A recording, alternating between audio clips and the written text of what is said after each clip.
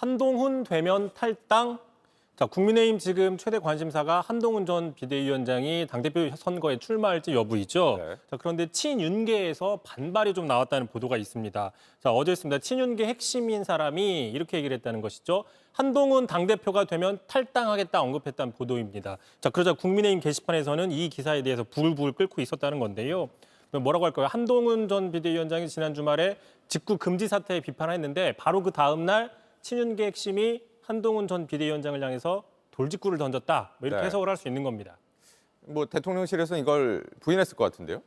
일단 뭐 황당하다 이런 반응은 좀 나왔는데요. 네. 자, 그런데 또 눈에 띄는 칼럼이 오늘 하나 있었습니다. 윤 대통령의 탈당 언급과 위험성이라는 칼럼인데 여기 보시면 최근에 윤 대통령을 만난 여권 관계자 전원입니다. 자주 탈당 얘기를 한다는 겁니다. 자, 만약에 당이 자신과 각을 세운다면 언제든지 당을 떠날 수 있다. 이런 경고처럼 들렸다. 이렇게 적어놨습니다. 네. 뭐 사실 여부는 확인되지 않은 보도입니다만 이게 친윤계 핵심을 인용했다면 이 한동훈 대표 체제에 대한 뭐 견제 내지는 불만이 있다 이렇게 볼 수는 있겠네요. 그렇습니다. 자, 그래서 한동훈 전 비대위원장이 만약에 당대표가 되면 이번에는 사실상 윤 대통령과 완전히 갈라서서 자기 정치를 할 것이다. 이런 우려가 지금 나온다는 분석이 있는 것이죠. 네.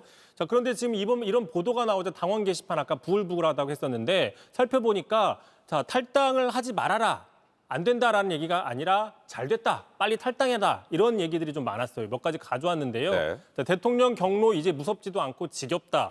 대통령과 친윤 의원님들 빨리 탈당해달라. 대통령이 한동훈 전 비대위원장과 같이 가기 어렵다면 놓아드리겠다. 이런 식의 반응들이 좀 많이 있었습니다. 네. 자, 앞서 윤 대통령이 영수회담 직전에 이재명 대표 측과 비선을 통해서 총리 추천을 제안했다. 이런 보도가 나온 적 있지 않았습니까? 네. 자, 이때도 당원 게시판에서는 윤 대통령 보고 탈당해라. 이런 어떤 반발들이 많이 나온 적이 있습니다. 네.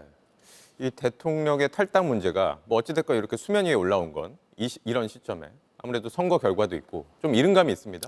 그러니까 지금 과거에도 몇 차례 있었습니다. 예를 들어 YS, DJ, 노무현 전 대통령 주로 임기 말 대선 직전에 이제 정권 재창출에 걸림돌이 된다. 이런 비판을 받고 탈당을 했었거든요. 근데 앵커 말씀하신 것처럼 이번에는 선거가 끝났고 또 다음 선거까지는 최소 2년 이상이 남아 있습니다. 상당히 좀 이른 시기인데다가 집권 기간이 지금 절반도 지나지 않았기 때문에 과거 사례와는 좀 다르다라는 분석이 나오고 있고요. 네. 특히 지금 보수 지지층 안에서도 이런 얘기들이 나오고 있어요. 윤 대통령의 정체성에 대한 논란이 나오는데요. 후보 시절에 저런 얘기했었던 걸로 알려져 있었죠. 민주당보다 국민의힘이 더 싫다.